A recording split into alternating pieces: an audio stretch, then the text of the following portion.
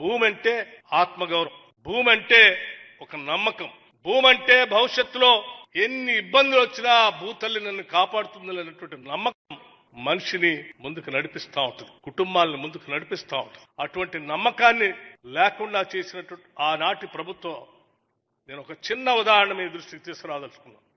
ధరణి వచ్చిన తర్వాత హైదరాబాద్ పరిసర ప్రాంతాల్లో ఈ దేశ చరిత్రలో ఎక్కడ జరగనట్టుగా ఒక తహసీల్దార్ కార్యాలయంలో ఒక సామాన్యుడు వెళ్లి తహసీల్దార్ పైన పెట్రోల్ పోసి తనను తను కూడా తగలబెట్టుకొని చనిపోయేంత భయంకరమైన ప్రమాదకరమైనటువంటి ధరణిని రాష్ట్రంలో తీసుకొచ్చారు.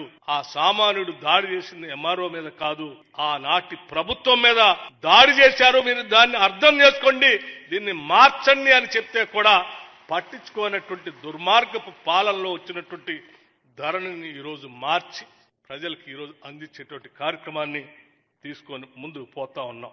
మిత్రులందరికీ ఒక్క విషయం నేను చాలా స్పష్టంగా చెప్పదలుచుకున్నాను. తీసుకొచ్చిన